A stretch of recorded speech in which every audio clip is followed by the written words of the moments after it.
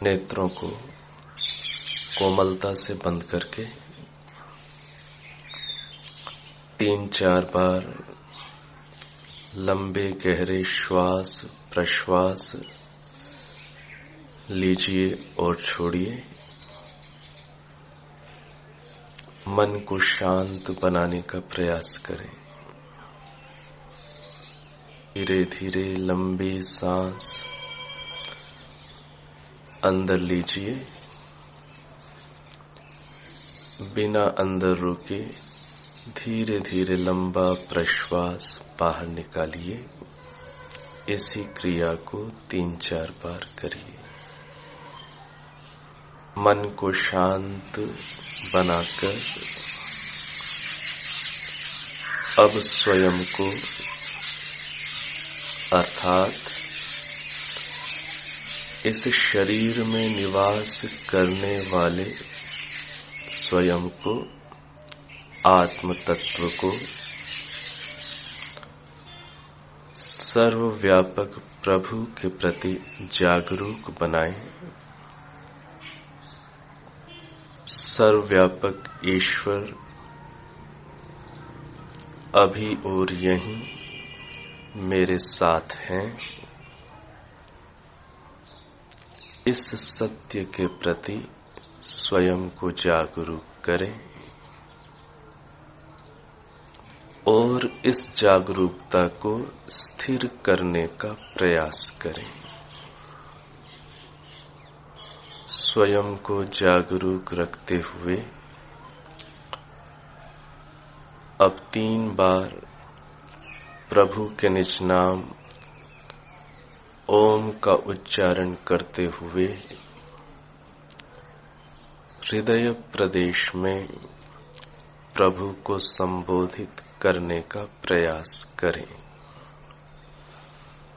श्वास भरें।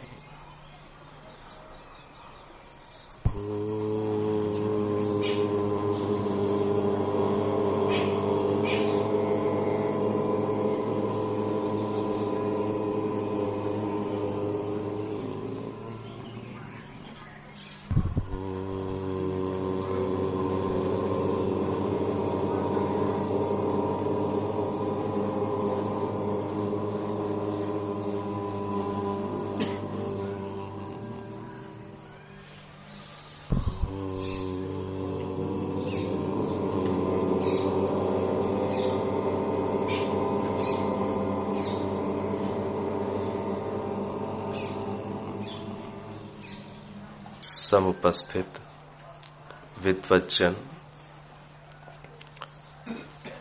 यहाँ पर साधनारत साधक एवं साधिकाएं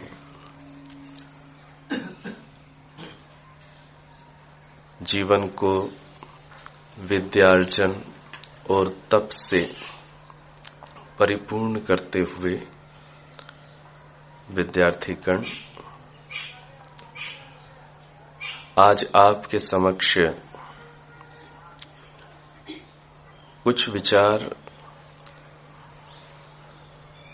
आर्य इस पद से संबंधित रखने का प्रयास करूंगा। ईश्वर की अनुभूति कौन व्यक्ति कर सकता है?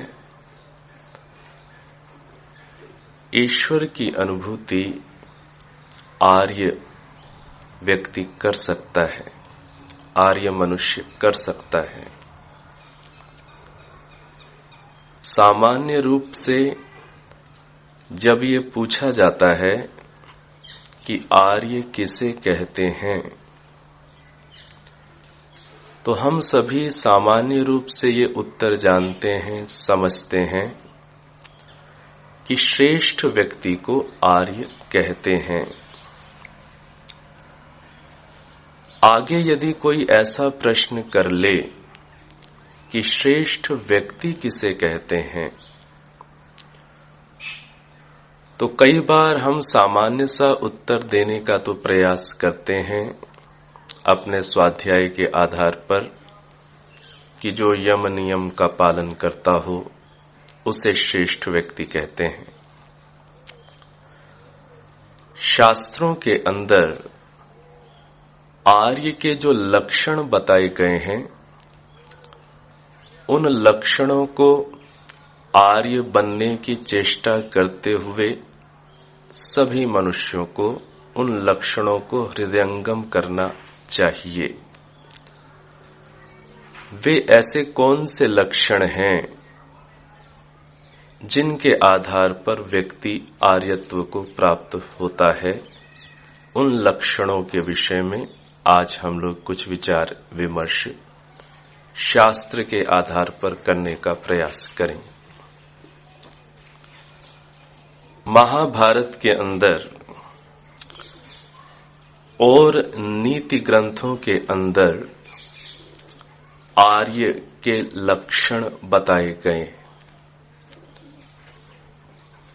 महाभारत के अंदर एक श्लोक आया है, न वैरम उद्दीपयति प्रशांतम न दर्पमारोहति नास्तमेति। ये श्लोक की प्रथम पंक्ति है। इसके अंदर जो प्रथम लक्षण गिनाया गया, न वैरम उद्दीपयति प्रशांतम,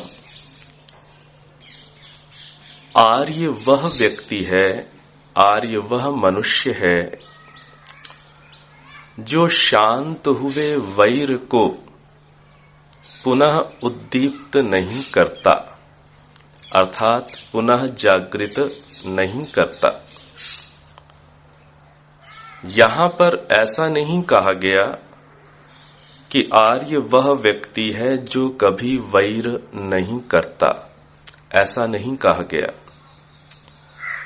ये कहा गया कि जो वैर के शांत हो जाने पर अब सजग है, अब सतर्क है, अब सावधान है, अब पुनः वैर को जागृत नहीं करता। ये बात यहां कही गई, न वैरम उद्दीपयति प्रशांतम। साधना के मार्ग के अंदर हम सभी का जो ध्येय है, हम सभी का जो लक्ष्य है, अंततो गत्वा ईश्वर प्राप्ति का भी जो लक्ष्य है वो यही है कि हम दुख से छूट जाएं और नित्य सुख को प्राप्त कर लें। ये जो दुख से छूटना है, ये दुख से छूटना वैज्ञानिक पद्धति से तभी संभव है जब हम कारण कार्य की प्रक्रिया को बहुत अच्छी प्रकार से आत्मसात कर लें।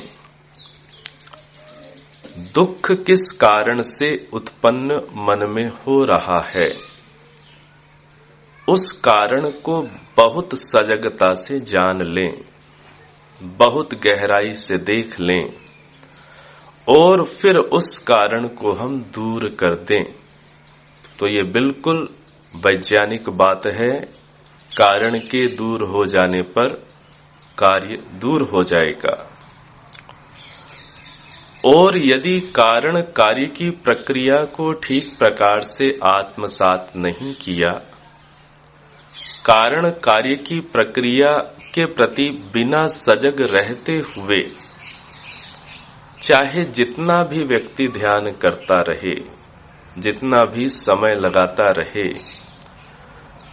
उसका वो परिणाम व्यक्ति को प्राप्त नहीं हो सकता जो कारण कार्य प्रक्रिया को जानकर थोड़ा सा भी पुरुषार्थ करने वाले व्यक्ति को प्राप्त हो सकता है। किसी के प्रति मन के अंदर वैर हुआ, जन्म जन्मांतर के हमारे संस्कार हैं, जन्म जन्मांतर के हमारे अभ्यास हैं, ऐसा संभव हो सकता है। किसी के प्रति मन में द्वेष का भाव आ सकता है, घृणा उपज सकती है, लेकिन सतर्कता सजगता यह होनी चाहिए कि वैर आया तो अंदर जागरूक होकर के समझा कि इस वैर के आने पर मन अशांत हो गया। इस घृणा के भाव के मन पर उपजने पर मन में दुख, मन में संताप भी साथ में आ गया। ये जो परिणाम सामने आया वैर करने से, कोई शास्त्र का पढ़ा हुआ नहीं, हमारा अनुभव किया हुआ परिणाम कि यहां अशांति आ गई, दुख आ गया।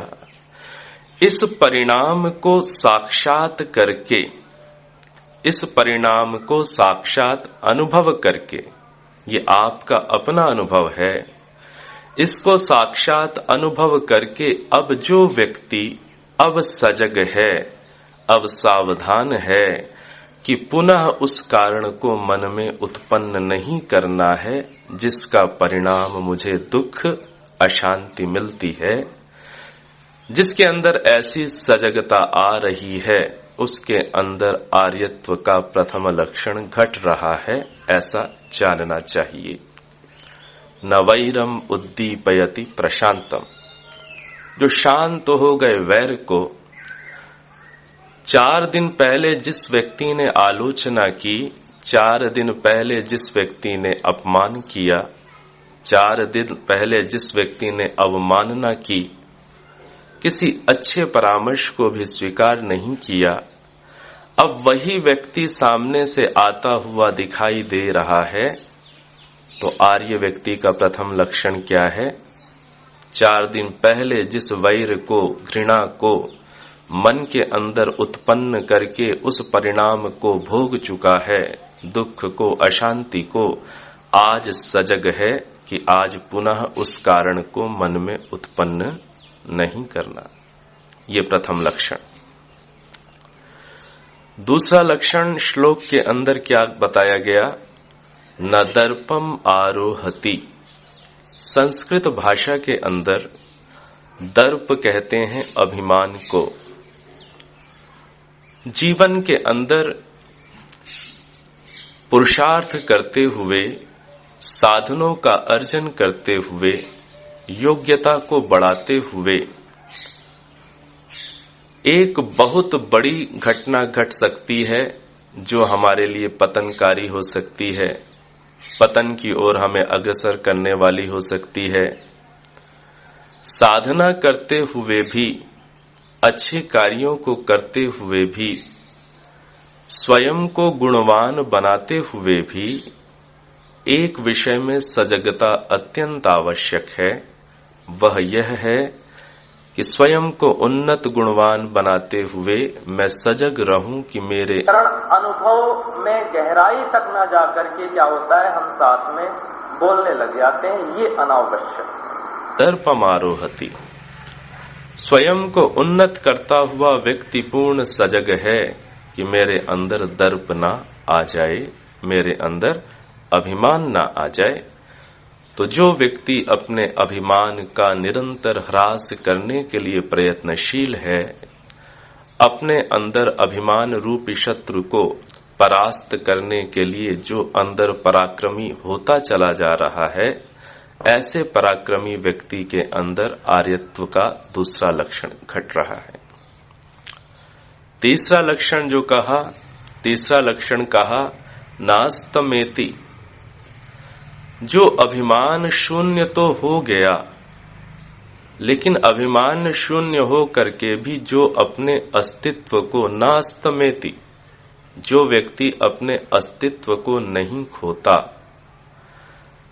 कई बार ऐसा होता है, कई बार ऐसा देखने में आता है कि सत्य की खोज करता हुआ अन्वेषक, जिज्ञासु यत्र तत्र जाता है सत्य की खोज करने के लिए, इस उद्देश्य से कि जहां भी जो सत्य मिल जाए उसे मैं ग्रहण कर लूं, उसे मैं प्राप्त कर लूं। ये एक अच्छी वृत्ति है, ये एक अच्छी मनोभूमि है कि जहां पर भी सत्य प्राप्त हो वहां से मैं उसे ग्रहण करके अपने जीवन के अंदर उसे बसा लूं।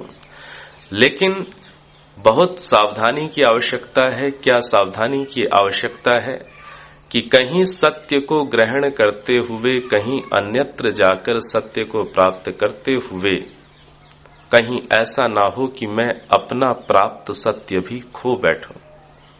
कई बार ऐसा होता है।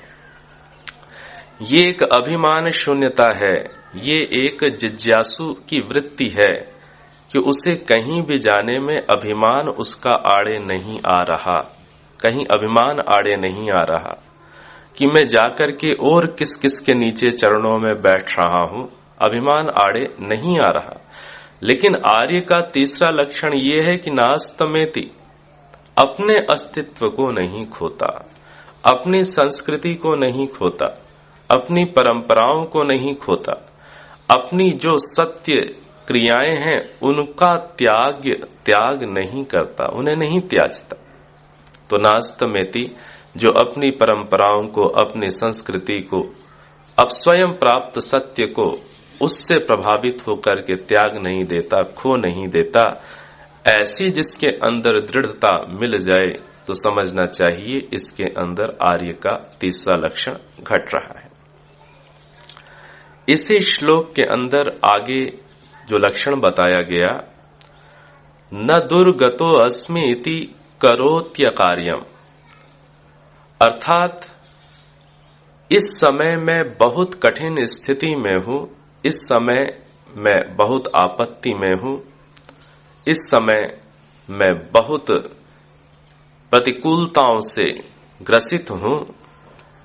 ऐसी स्थिति के अंदर भी जो व्यक्ति अकार्य का तात्पर्य है न करने योग्य कार्य, अकार्य, जो ना करने योग्य कार्य को नहीं करता, वह व्यक्ति आर्य है, वह व्यक्ति आर्य है। कठिन स्थिति के अंदर, प्रतिकूल स्थिति के अंदर, आपत्ति के अंदर भी जो व्यक्ति अकार्य को नहीं करता, ना करने योग्य कार्य को नहीं करता, समझना चाहिए कि उसके अंदर आर्यत्व घट रहा है, आ रहा है। अहिंसा का पालन, सत्य का पालन, हम अहिंसा के पालन में कितने प्रवीण हो गए, सत्य के पालन में हम कितने निष्णात हो गए, इसकी कसौटी अनुकूल वातावरण में नहीं समझ में आएगी। यमों का पालन, व्रतों का पालन करने में हम कितने अंदर से तत्पर रहते हैं, इनका पालन करने में हम कितने सजग हैं, अपने उस आंतरिक सामर्थ्य का यथार्थ आंकलन तो प्रतिकूल स्थितियों में ही संभव है। एकांत में बैठा हुआ व्यक्ति किसकी अहिंसा करेगा? एकांत में बैठा हुआ व्यक्ति किससे असत्य बोलेगा?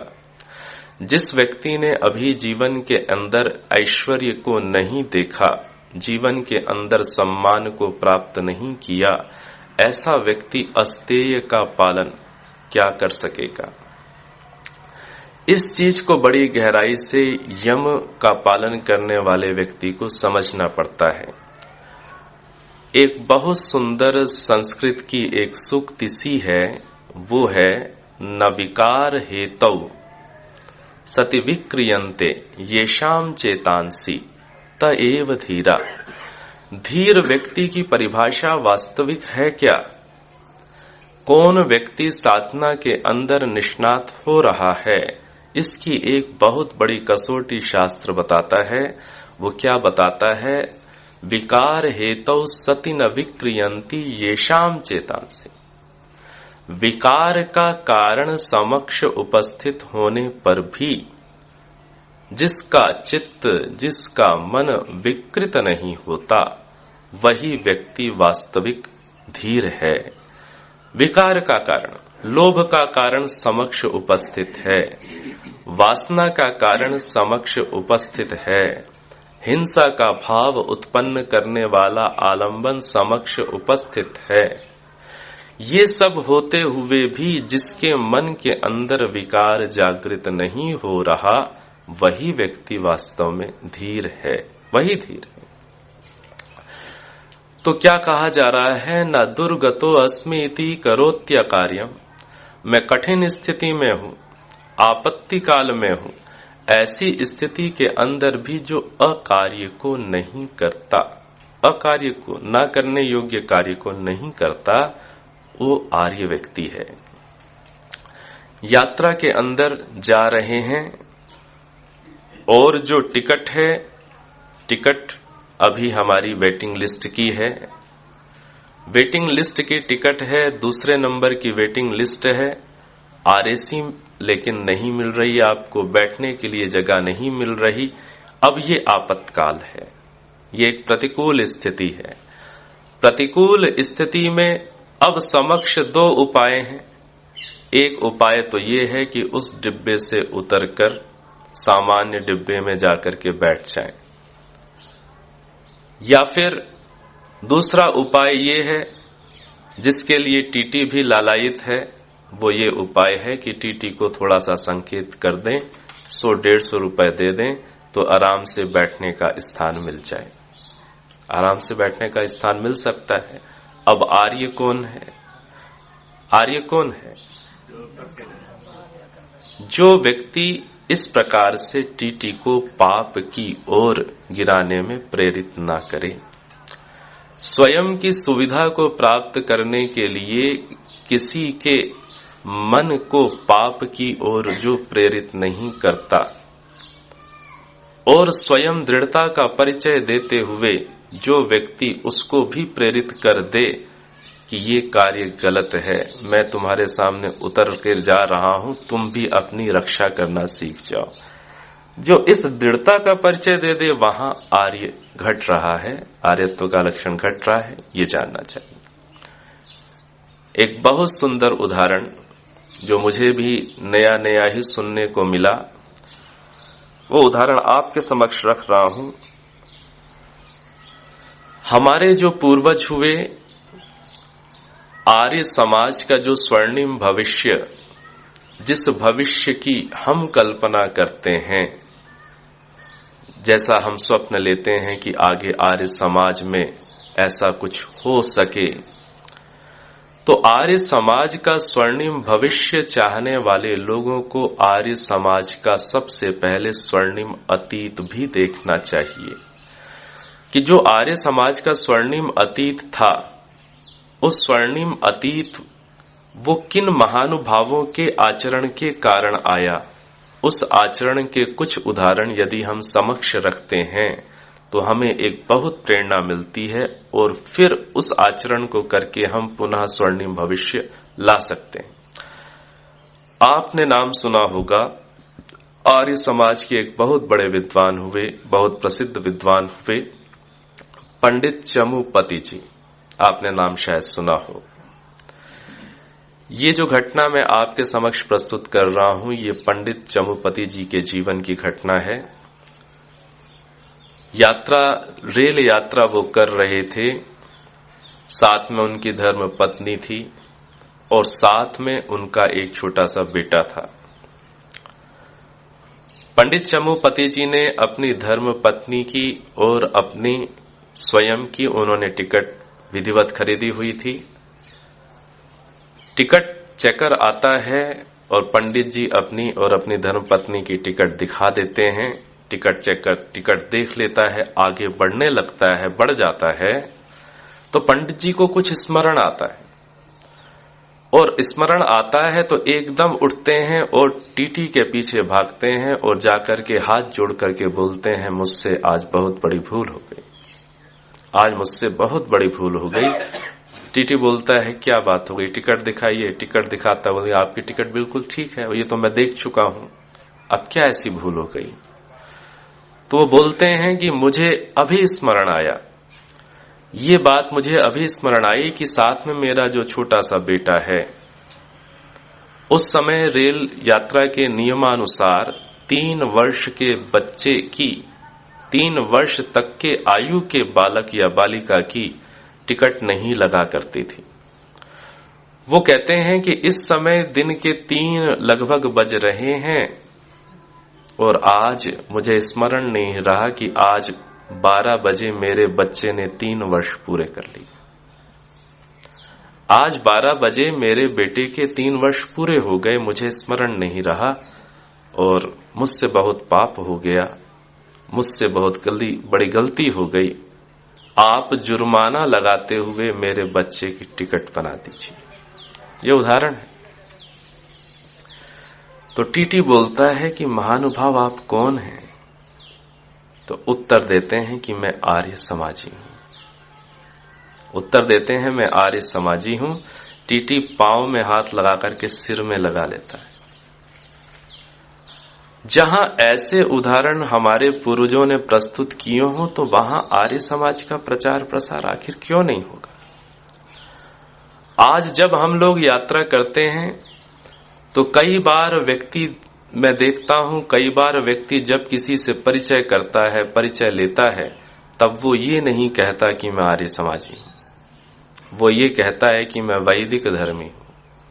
वो ये कहता है कि मैं सनातन धर्मी हूं। और सनातन की परिभाषा अपने अंदर तो शुद्ध रखेगा, उसको नहीं समझाएगा।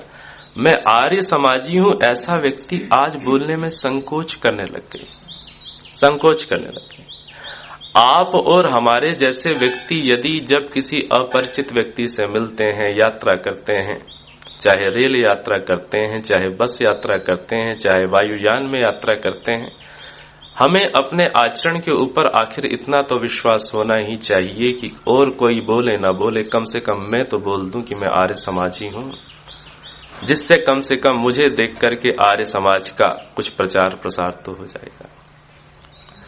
तो इस प्रकार की जो दृढ़ता है, इस प्रकार का जो आचरण है, उस आचरण को एकांत में करना और उस आचरण को भीड़ में करना, इन दोनों में बहुत बड़ा अंतर है।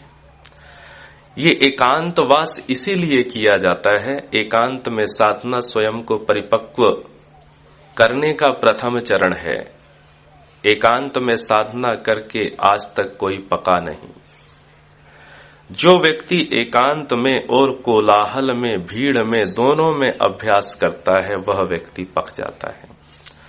तो ये हम जिस प्रथम चरण में हैं और इस प्रथम चरण को पार करके जब हम इस आश्रम के बाहर जाते हैं, तब हमारा व्यवहार बोलना चाहिए कि हां, यह व्यक्ति वह दृढ़ प्रतिज्ञ व्यक्ति है जिसका आचरण कह रहा है कि यह आर्य बनने का प्रयास कर रहा है, आर्य है। और संकोच न करें कि मैं आर्य समाजी। ऐसा बोलने में संकोच किस बात का? ऐसा संकोच हमारे जीवन में नहीं होना चाहिए। और भी कई श्लोक हैं, लेकिन अभी समय के अनुसार लगभग 5-6 मिनट शेष हैं। एक छोटा सा श्लोक और इसी से संबंधित आपके समक्ष प्रस्तुत करता हूं।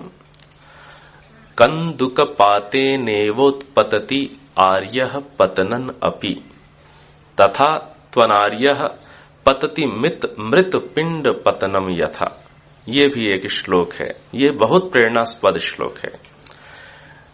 संस्कृत भाषा के अंदर कंदुकः ये कहते हैं गेंद को कहते हैं कंदुकः। इस श्लोक के अंदर क्या बताया जा रहा है? कंदुक पाते नेवोत्पतति आर्यः पतनन अपि। बहुत बड़ी बात है। ये जो शास्त्रकार हुए हैं, जो ऋषि मुनि हुए हैं, इतनी तीव्र मेधा के हैं, इतनी दूरदर्शी ये लोग हैं, आश्चर्य होता है जब श्लोकों को पढ़ते हैं। यहां ऐसा नहीं कह रहे हैं कि आर्य उसे कहते हैं जिसका कभी पतन नहीं होता। यदि ऐसी परिभाषा आर्य की बना दें तो ये परिभाषा अव्यवहारिक परिभाषा, कि आर्य वो व्यक्ति है जो कभी द्वेष ही नहीं करता, अव्यवहारिक है। आर्य वो व्यक्ति है जिसका कभी पतन ही नहीं होता, अव्यवहारिक परिभाषा। इस संसार के अंदर जितने भी महापुरुष बने, किसी का भी इतिहास उठा करके देखेंगे, जिसने अपने जीवन के अंदर अपनी कमियों को, न्यूनताओं को नहीं झांक करके देखा ईमानदारी के साथ, वो व्यक्ति कभी महापुरुष बनता ही नहीं। महापुरुष बनने का पहला चरण यही है, अपने पतन को व्यक्ति पहचान जाए। मैं पतित हो गया, मेरे में पतन है। ये ईमानदारी से जो पहचान जाता है, वही व्यक्ति महापुरुष बनने की श्रृंखला में अपने आप को जोड़ता है। तो क्या कह रहे हैं कि आर्य वह व्यक्ति है, वह है जो रबड़ की गेंद के गिरने पर जैसे रबड़ की गेंद पुनः उत्साह पूर्वक ऊपर उछल जाती, जिसके अंदर गिरने के बाद ऊपर उठने का अहोभाव है, जिसके अंदर गिरने के बाद पुनः उठने की प्रेरणा है, वह व्यक्ति आर्य है। ऐसा नहीं कि जो कभी गिरता नहीं, ऐसा कोई व्यक्ति न इस संसार में है, न था, न होगा। गिर करके ही व्यक्ति उठता है। और अनार्य कौन है? अनार्य के लिए उदाहरण दिया, तथा त्वनार्य पतति मृत पिंड पतनम यथा। अनार्य वो व्यक्ति है जैसे कि मिट्टी का ढेला जब गिरता है, मिट्टी का ढेला गिरता है, अब उठता नहीं। इसी प्रकार से जो व्यक्ति पतित होकर इतना निराश उदास हो जाए कि अब उठने का साहस और तीव्र वेग से नहीं करता, इस प्रकार का स्वभाव, इस प्रकार की मानसिकता जिस व्यक्ति की हो जाए, वह व्यक्ति कैसा है? अनार्य है, वो व्यक्ति अनार्य है। तो ये जो उदाहरण दिया है गेंद का, ये उदाहरण निश्चित रूप से बहुत प्रेरणास्पद उदाहरण है। हम सभी के जीवन में उतार चढ़ाव, त्रुटियों का आना, त्रुटियों का जाना, ये चलता ही रहता है और यह लंबे काल तक चलेगा, लंबे काल तक। जब तक समस्त कुसंस्कारों को व्यक्ति दग्ध नहीं कर देता, दग्ध बीज नहीं बना देता। और दग्ध बीज हो जाना, ये तो आप समझते हैं, ऐसा व्यक्ति शायद इस भूतल पर अभी नहीं है जिसके संस्कार दग्ध बीज हो गए। तो ये कितनी लंबी प्रक्रिया होगी। तो जब ये इतनी लंबी प्रक्रिया है, तो आज थोड़ा सा गिरने पर मैं उदास हो जाऊं, ये साधना के अंदर एक बहुत बड़ी बाधा है। इस बात को बड़ी अच्छी प्रकार से समझना चाहिए कि हमारे जीवन की उन्नति में जो सबसे बड़ा शत्रु है, ना तो वह क्रोध है, न वह काम है, न वह अभिमान है, न वह राग है, न वह द्वेष है। सबसे बड़ा शत्रु मेरी दृष्टि में निराशा का भाव है। इससे बड़ा शत्रु और कोई नहीं। यदि व्यक्ति निराश हो गया तो क्या काम को जीतेगा? यदि व्यक्ति निराश हो गया तो क्या क्रोध को जीतेगा? ये निराशा यदि आ गई तो फिर आगे की कोई चीज संभव ही नहीं है। इसलिए ये सबसे बड़ा शत्रु है। इस शत्रु के प्रति बहुत सजग हमें रहना चाहिए। जीवन के अंदर उत्थान पतन ये चलता है, लेकिन वही बात है, गिरने के बाद पुनः वेग से उठने का स्वभाव हमें बनाना है। जैसा कि स्वामी जी महाराज, पूज्य स्वामी जी आचार्य जी, स्वामी विवेकानंद जी भी आपसे इस बात को कहते होंगे। और प्रेरक वाक्य जो पुस्तक है उसके अंदर भी ये वाक्य, ये भाव लगभग लिखे हुए हैं। 1000 बार गिरने के बाद भी व्यक्ति को निराश नहीं होना चाहिए, पुनः उठना चाहिए, पुनः चलना चाहिए। तो इन शब्दों के साथ मैं अपनी वाणी को यहीं पर विराम देता हूं। आप सबका धन्यवाद।